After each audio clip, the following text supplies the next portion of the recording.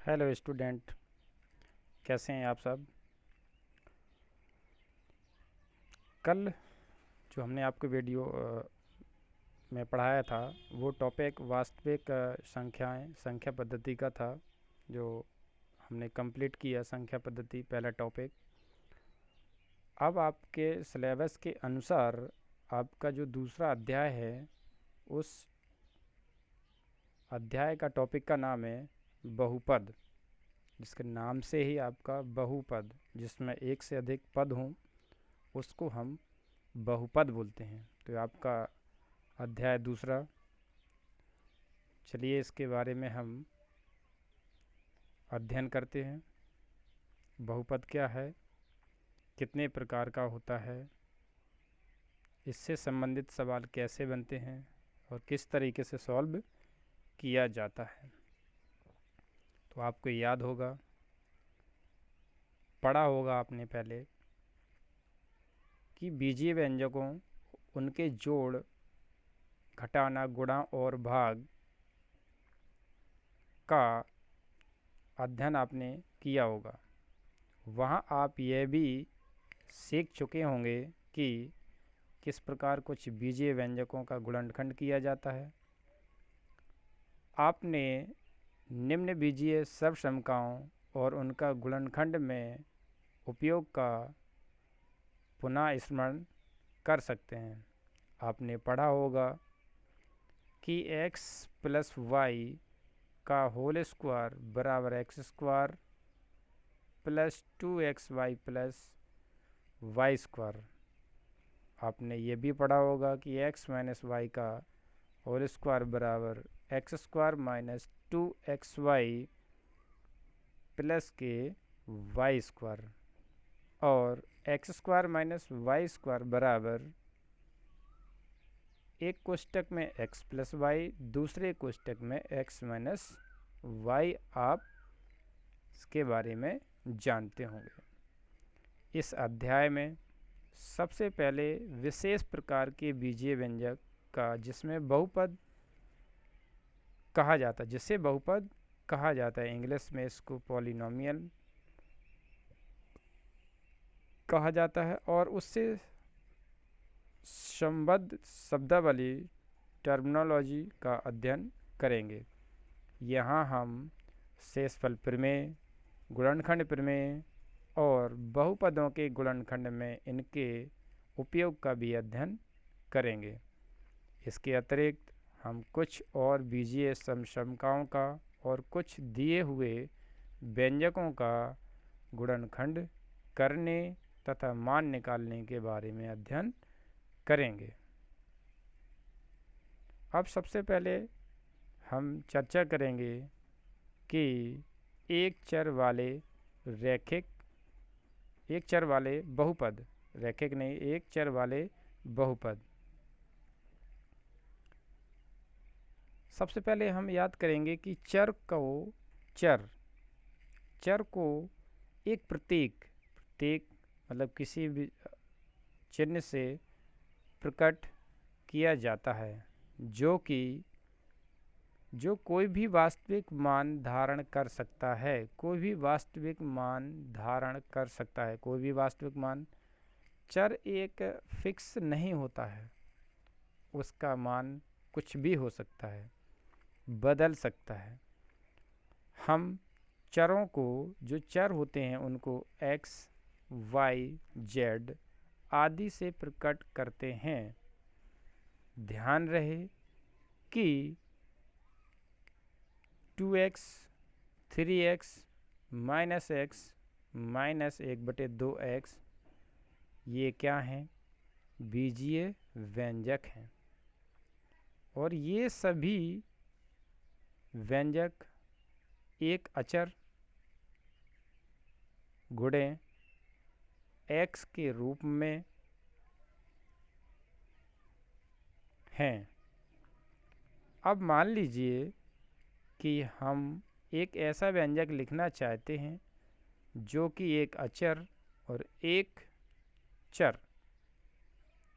अचर जो फिक्स होता है, जैसे 1, 2, 3, 4, 2.5, ये आपका फिक्स है। 2 ये अचर है, x y z a b c d के सभी अक्षर या आ से लेके ज्ञा तक के सभी अक्षरों को हम चर से प्रकट कर सकते हैं। तो हम यह नहीं जानते कि अचर क्या होता है, हमने आपको बताया। ऐसी स्थिति में हम अचर को ए बी सी आदि से प्रकट करते हैं। अतः यह व्यंजक मान लीजिए कि ये अगर ए एक्स लिखा है तो यहाँ पर यह माना है। मैंने आपको पहले भी बताया कि जो चर होते हैं वो इंग्लिश के अक्षरों से प्रकट किए जाते हैं, लेकिन अगर हमें व्यंजक जैसे बनाना, हमने कहा ए एक्स, तो हम वहाँ लिखेंगे कि जो ए है आपका वो आपका क्या है, अचर है, और एक्स क्या है, चर है। किसी व्यंजक को अगर हम प्रदर्शित करें तो फिर भी अचर को प्रकट करने वाले अक्षर को चर को प्रकट करने वाले अक्षर में अंतर होता है। विशेष स्थिति में चरों के मान सदा समान बने रहते हैं, कोई भी स्थिति हो, अर्थात एक दी हुई समस्या में अचर का मान परिवर्तित नहीं होता, परंतु चर का जो मान होता है वो परिवर्तित होता है। अभी हम आपको बताएंगे। अब आप मान लीजिए कि 3 एकक का मतलब है कि 3 कोई मात्रक, 3 मात्रक मीटर, किलोमीटर, सेंटीमीटर की एक हमने वर्ग की भुजा ली, जैसा कि आकृति में आपको दिखाया गया है। आप जानते हैं कि वर्ग का परिमाप चारों भुजाओं की लंबाइयों का जोड़ होता है। यहाँ प्रत्येक भुजा की लंबाई 3 एकक का मतलब 3 मात्रक,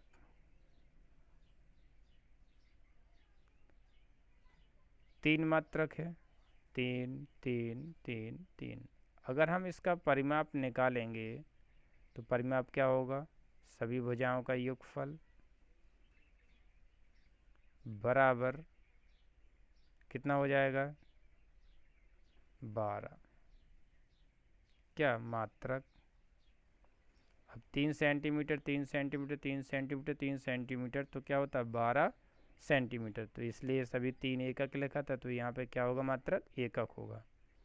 अब यदि वर्ग की प्रत्येक भुजा 10 एकक है, मतलब 3 की जगह हम क्या लिख दें, 10 लिख दें, यहाँ भी 10 लिख दें, यहाँ भी 10 लिख दें, और यहाँ भी क्या है 10 लिख दें, तो परिमाप कितना होगा, परिमाप आपका जो होगा वो 40 एकक हो जाएगा।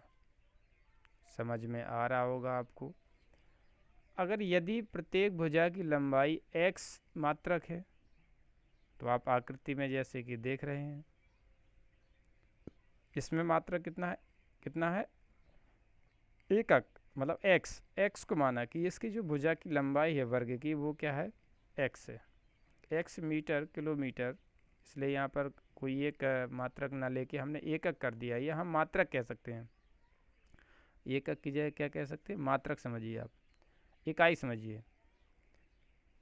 आगे अतः हम यह पाते हैं कि भुजा की लंबाई में परिवर्तन होने पर परिमाप भी बदलता है।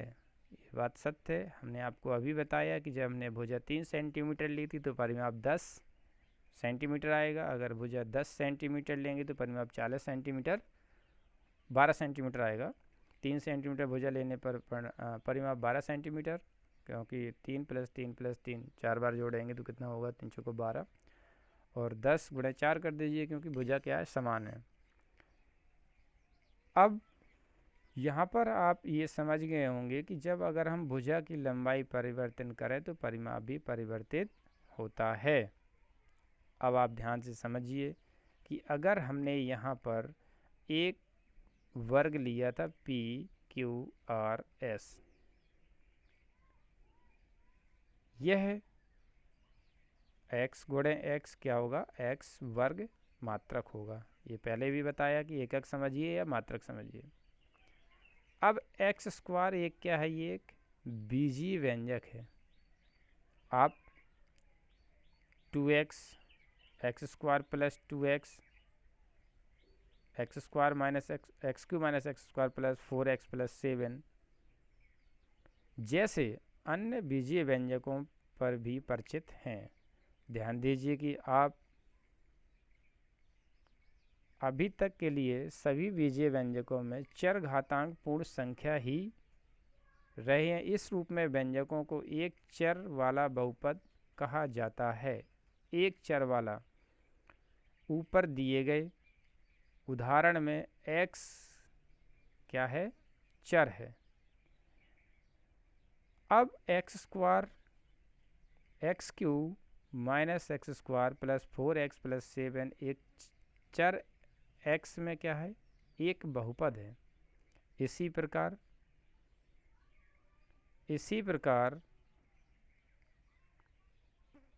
3y square plus 5x 3y square plus 5y चर y में एक बहुपद है और t स्क्वायर प्लस 4 चर t में एक क्या है? बहुपद है। देखिए यहाँ पर y चर है, यहाँ पर t चर है, यहाँ पर क्या है? x चर है। तो ये x में व्यंजक है, ये t में व्यंजक है, ये क्या है? y में व्यंजक है। तो हमें ये ध्यान देना है कि जो x, y, z, t, p, q, r किसी भी चर राशि में व्यंजक हो सकता है। इससे हमें विचलित नहीं होना है। कोई भी x square plus 2x plus 5 इसको हमें गुणनखंड करना है, तो जैसे ही x square plus 5x plus 2 के गुणनखंड करेंगे वैसे ही t square plus 5t plus 2 के गुणनखंड करेंगे। बहुपद एक्स स्क्वायर प्लस 2x में एक्स स्क्वायर और 2x बहुपद के क्या हैं? ये पद हैं, जिसे हम इंग्लिश में क्या बोलते हैं? टर्म्स बोलते हैं। क्या बोलते हैं? Terms. X square plus 2x में एक्स स्क्वायर और 2x क्या है? बहुपद हैं। इसी प्रकार बहुपद में 3y स्क्वायर 5y प्लस 7 में कितने पद हैं? 3 पद हैं। इसमें कितने पद थे? 2 पद थे। कौन कौन से? 3y स्क्वायर 5y और 7। क्या आप बहुपद -3x square plus 4x square plus 7x minus 2 के पद लिख सकते हैं? कितने पद हैं? सबसे पहले काउंट करिए। 1 2 3 4 पद। इस बहुपद में कितने पद हैं? 4 पद हैं। यही पद हम आपको पहले बता चुके हैं, अभी यहाँ पर लिखा है, ये आपके 4 पद हैं। बहुपद के प्रत्येक पद का गुणांक एकक गुणांक कहलाता है। ध्यान दीजिए, बहुपद के प्रत्येक पद का गुणांक एकक गुणांक कहलाता है। अतः ये लिखा आपका जैसे -x³ में किसका गुणा है? -x³ में अगर हम गुणांक की बात करें तो -1 का गुणा है। तो ये आपका जो होगा वो आपका एकक गुणांक होगा, मतलब x³ का जो गुणांक होगा वो -1 होगा। अब लिखा है आपका 4x स्क्वायर। इसमें x स्क्वायर का गुणांक कितना है? 4 है। x का गुणांक कितना है? 7 है। लेकिन यहाँ पर x की पावर 0, हमने पिछले वीडियो में कई बार बताया है आपको कि किसी की भी पावर 0 हो तो उसका मान क्या होता है? 1। तो यहाँ पे हम x की पावर 0 लिख सकते हैं। तो x की पावर 0 का जो गुणांक होगा वो आपका कितना होगा? -2 होगा। चलिए आगे बढ़ते हैं। फिर से हम आपको स्मरण दिला रहे हैं, याद दिला रहे हैं कि x की पावर 0 का मान क्या होता है? 1 होता है। आप सभी स्टूडेंट नोट्स बनाते चलेंगे, होमवर्क करते चलेंगे, ताकि हम विधिवत रूप से आपको पढ़ा सकें। आप यहाँ समझने की आवश्यकता, x square minus x plus 7 में अब आप ये हमें बताइए कि x का गुणांक क्या है। अब आप देख रहे होंगे कि x में किसी संख्या का गुणा नहीं है, लेकिन -1 का गुणा है। -1 का गुणा अगर हम x में करें तो कितना आएगा, -x आएगा। ध्यान रहे कि 2 भी एक बहुपद है, 2 भी क्या है, एक बहुपद है। 2, -5, 7 आदि चर बहुपदों के उदाहरण हैं। सॉरी, अचर बहुपदों के क्या हैं, उदाहरण हैं। अचर बहुपद 0 को शून्य बहुपद कहा जाता है। साथ ही जैसा कि उच्च कक्षाओं में आप देखेंगे, आगे पढ़ेंगे जब, कि सभी बहुपदों के संग्रह में शून्य बहुपद एक अति महत्वपूर्ण भूमिका निभाता है, जो आपको कक्षा 10 में पढ़ने को मिलेगा। अब आप x 1/x, दूसरा व्यंजक है √x + 3, तीसरा व्यंजक है x की पावर 1/3 + y²। जैसे बीजीय व्यंजक लीजिए, क्या आप जानते हैं इसको हम क्या लिख सकते हैं, ये लिख सकते हैं, x की जगह x ही लिखा हुआ है, और जो बटे में हर लिखा हुआ है इसको हम जब ऊपर ले जाएंगे तो घात क्या हो जाएगी, -1 हो जाएगी, क्योंकि जो बटे में जो घात थी इसकी 1 घात थी। दूसरे पद अर्थात x की पावर -1 का जो घातांक होगा वो -1 होगा। घात क्या होगी, x की घात क्या होगी, -1 होगी, जो कि एक पूर्ण संख्या नहीं है। अतः यह बीजीय व्यंजक एक बहुपद नहीं है। ध्यान रखेंगे कि जो भी बहुपद में ऋणात्मक घातें हों या ऋण लगा हो वो बहुपद नहीं होगा, जो कि एक पूर्ण संख्या नहीं है, ये क्या है, बहुपद नहीं है। साथ ही √x x की घात 1/2 + 3, ये लिखेंगे हम, इस रूप का है, तो x का घातांक 1/2 है, जो कि एक पूर्ण संख्या नहीं है। पूर्ण संख्या का मतलब पूरी संख्या नहीं है, अधूरी है, 1/2 आधा। तो x की घात अगर माइनस में हो या भिन्न के रूप में हो तो हम ये कह सकते हैं कि ये बहुपद नहीं है, ये बहुपद नहीं है, ये भी बहुपद नहीं है, ये इसके बराबर तो ये तो होगा ही नहीं, यह एक बहुपद नहीं है, तो ये वाला भी बहुपद नहीं होगा। पहले ही बता चुके हैं आपको। क्यों नहीं होगा, यदि एक बहुपद में चर x हो तो हम बहुपद px, qx या rx आदि से प्रकट कर सकते हैं। उदाहरण के लिए हम लिख सकते हैं कि, ध्यान से समझिए, px बराबर हमने एक बहुपद ये माना, qx बराबर ये माना, और ry बराबर ये माना, su बराबर हमने ये माना। देखिए px तो x में बहुपद होगा, qx तो x में बहुपद होगा, दूसरा होगा ry तो r में बहुपद होगा, su तो u में बहुपद होगा। u एक क्या है, चर राशि है, y एक क्या है, चर राशि है, x क्या है, एक चर राशि है। बहुपद में परिमित संख्या में कितने पद हो सकते हैं, उदाहरण के लिए हम यहाँ देखेंगे कितने पद हो सकते हैं। तो यहाँ 150, फिर 149, फिर 148, 47, इस तरीके से 2, इसके बाद 1, 151 तो ये हो गए, 150 से लेके 150 ये हो गए, और आपका ये वाला पद तो +1 कितने हो जाएंगे, 151 पद हो जाएंगे। अब बहुपद 2x 2 5x³ -5x² y की पावर 4 लीजिए। आप देखेंगे कि इन बहुपदों में प्रत्येक बहुपद का केवल एक पद है, तो केवल एक पद वाले बहुपद को हम एक पदीय बहुपद कहते हैं। इसको हम अंग्रेजी में मोनो का अर्थ एक होता है। तो एक पद वाले बहुपद क्या कहेंगे, जिसमें एक पद हो, मतलब जैसे हमने लिखा 2x + 1, ये आपका दो पद है, पहला पद और ये दूसरा पद, और हमने आपको लिखा कि -2 एक पद है, 2x,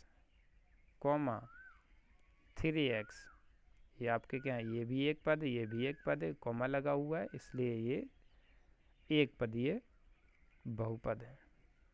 अब नीचे दिए गए बहुपदों पर प्रत्येक पर ध्यान दीजिए। पी एक्स बराबर x plus one, q x बराबर x square minus x, r y बराबर वाई की घात 10 तो 30 प्लस वन, टी यू और यू की पावर 43 माइनस यू स्क्वायर। यहाँ प्रत्येक बहुपद में कितने पद हैं तो आपको ये पता चल रहा होगा कितने पद हैं, दो, एक, दो।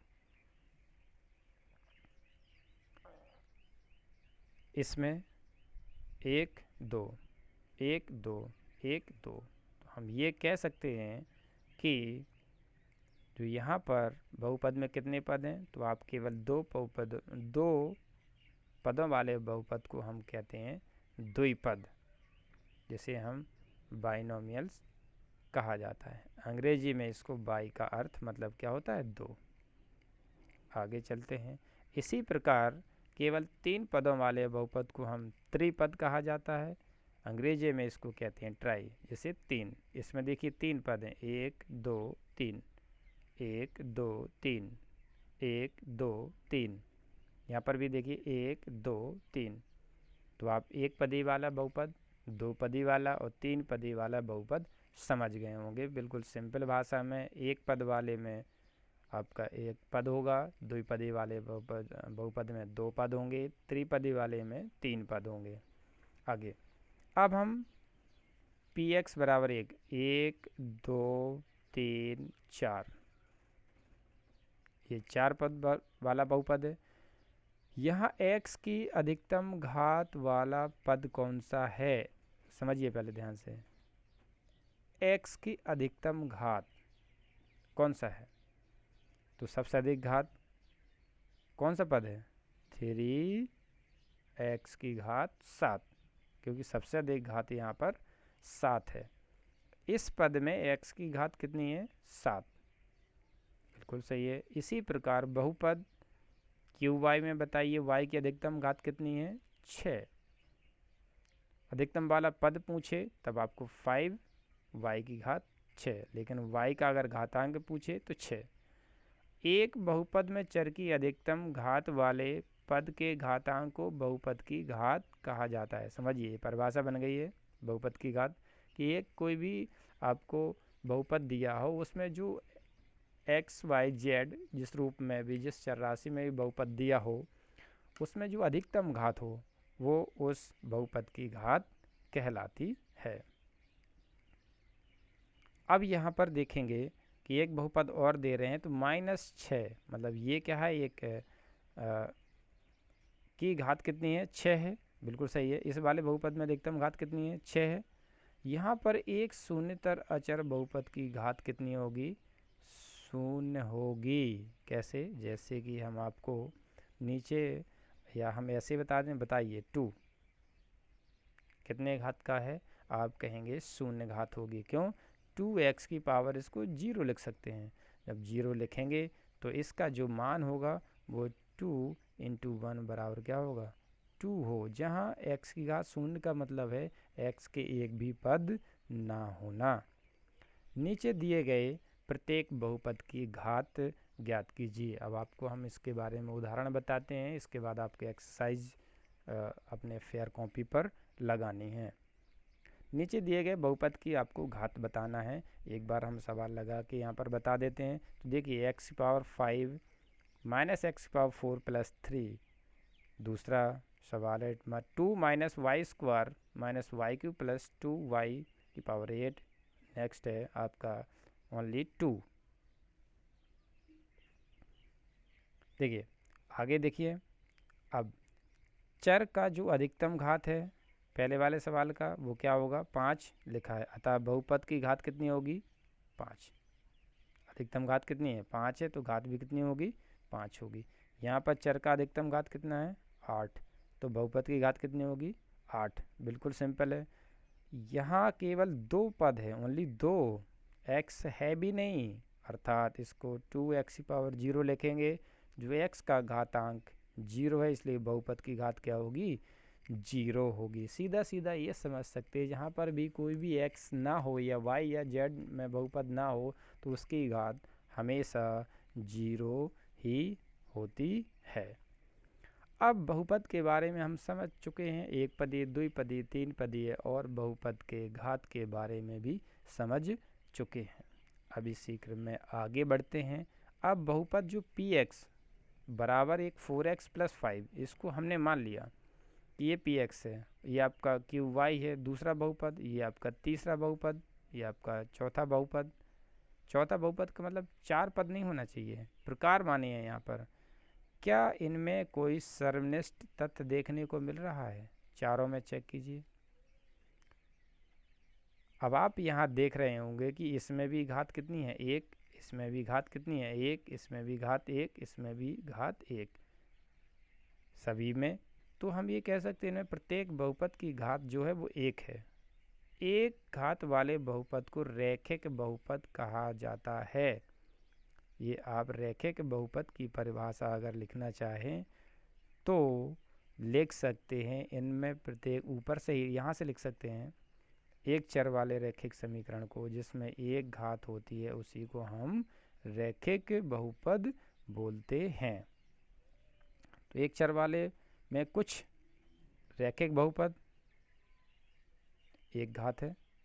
क्या x में 3 पदों वाला कोई एक रैखिक बहुपद ज्ञात कर सकते हैं? हम एक ऐसा रैखिक बहुपद नहीं ज्ञात कर सकते। क्यों? क्योंकि x में रैखिक बहुपद की अधिक से अधिक 2 पद हो सकते हैं। 2 पद हो सकते हैं, 3 नहीं होंगे, 2 पद हो सकते हैं। जैसे हमने कहा 2x + 1, एक आपका ये पद होगा, दूसरा ये होगा। तीसरा पद क्या होगा? 2x + 2 + 1, तो भी वो लास्ट में कितना होगा? 2x + 3, 2 ही पद हुआ। एक या 2 पद हो सकते हैं। देखो यहाँ पर अधिकतम कितने हो सकते हैं? 2, 2 से ज़्यादा नहीं होंगे। अतः x कोई भी रैखिक बहुपद ax + b के रूप में लिखा जाता है। ये इसका व्यापक फॉर्मूला है। किसमें? ax + b में। ये मानक स्टैंडर्ड फॉर्म बना दी गई है कि कोई भी बहुपद अगर एक रैखिक है, एक घात का है, तो जिसमें a और b अचर होंगे, मतलब फिक्स होंगे, और a नॉट इक्वल क्या होगा? 0 होगा। मतलब a का मान अगर 0 हो गया तो वो एक घात का नहीं होगा, फिर शून्य घात का होगा। इसी प्रकार ax + b y में एक रैखिक बहुपद है। आगे अब आप निम्नलिखित बहुपदों को लीजिए। निम्नलिखित बहुपद कौन कौन से ये हैं? ध्यान से देखिए, इनमें ध्यान से आपको देखना है। ये सिंगल है, ये आपका 2 पदी है। क्या आप इस बात से सहमत हैं कि ऊपर दिए गए सभी बहुपद की घात 2 है? यस, 2 है। देखिए सभी में घात 2 है, अधिकतम 2 है, उससे अधिक है नहीं। तो घात 2 वाले बहुपद को हम द्विघात बहुपद कहते हैं। एक घात वाले बहुपद को एक रैखिक बहुपद कहते हैं। 2 घात वाले को द्विघात बहुपद कहते हैं। इसी क्रम में इसका जो स्टैंडर्ड फॉर्म होगा वो आपका ax² + bx + c के रूप में होगा, जिसकी अधिकतम घात कितनी होगी? 2। अधिकतम कितने पदों का हो सकता है? 3 पदों का हो सकता है। और यहाँ पर a, b, c ये अचर पद होंगे, जिसमें से यहाँ पर कुछ उदाहरण आपको दिए गए हैं। ये आपका अधिकतम 3 पद हो, अधिकतम बोला हमने 3, एक भी हो सकता है, 2 भी हो सकते हैं, 3 जैसे एक पद है, ये आपका 2 पद वाला है। ये भी 2 पद दिया है, यहाँ पर हम 3 पद का यहाँ पर बता देते हैं।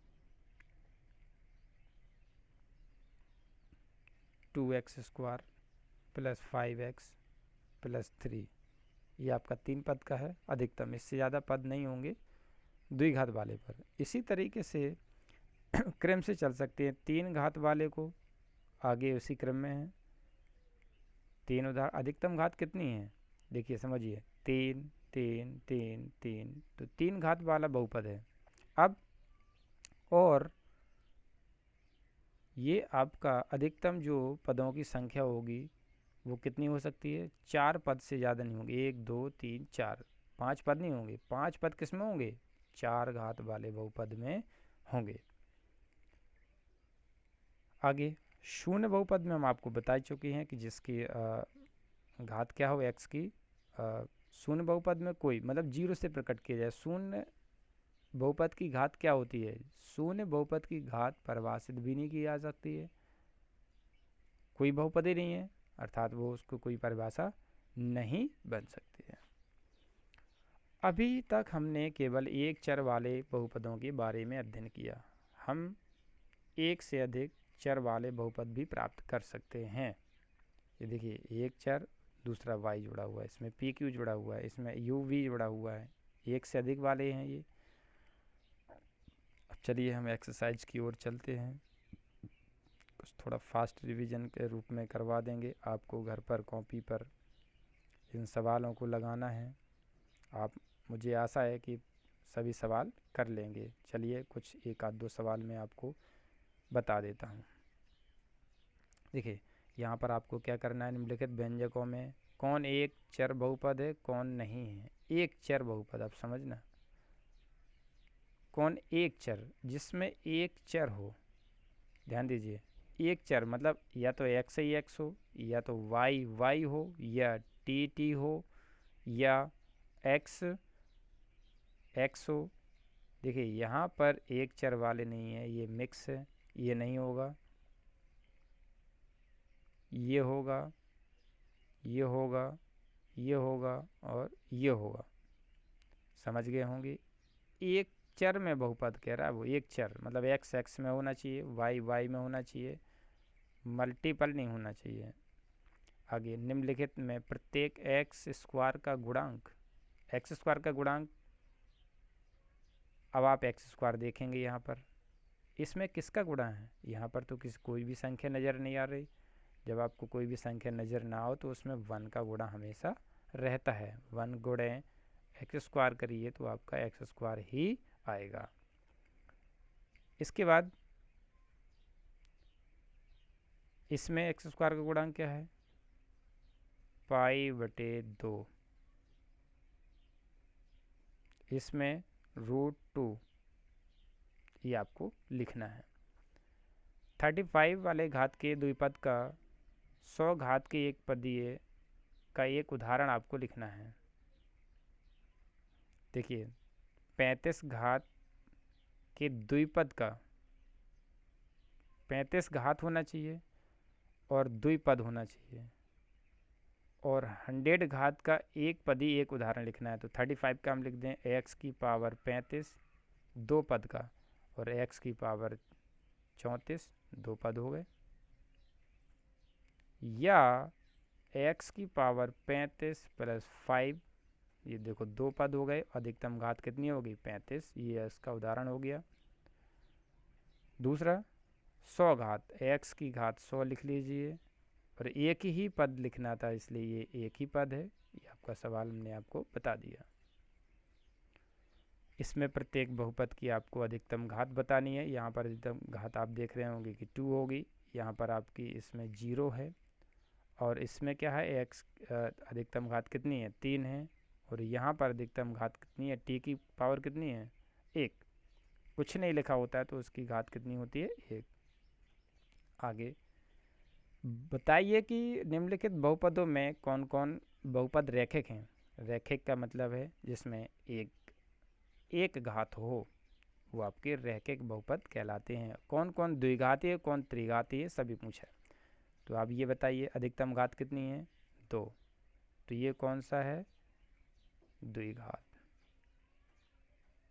इसमें अधिकतम घात कितनी है? 3, तो ये कौन सा है? त्रिघात। इसमें अधिकतम घात कितनी है? 2, तो ये द्विघात। इसमें अधिकतम घात कितनी है? 1, तो ये रैखिक। इसमें अधिकतम घात कितनी है? 1, तो ये भी रैखिक। इसमें अधिकतम घात कितनी? 2, तो ये द्विघात। इसमें अधिकतम घात कितनी है? 3, तो ये त्रिघात। अब आज के लिए बस इतना ही। अब आगे हम बहुपद के शून्यक के बारे में चर्चा करेंगे। इस एक्सरसाइज का जो आंसर शीट है, प्रश्नावली 2.1, वो हम आपको स्क्रीन पर डिस्प्ले कर रहे हैं, तो उसके साथ ऐसे आप उसके आंसर मिलान कर सकते हैं।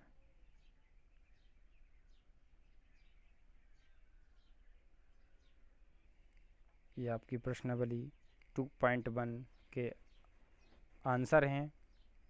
ये उत्तरमाला है आपकी। ये आप देख सकते हैं जैसा कि आपको दिखाया जा रहा है। ये प्रश्नावली 2.1 के उत्तरमाला जो आज हमने इसके बारे में अध्ययन किया। अब हम नेक्स्ट वीडियो के साथ फिर से मिलते हैं।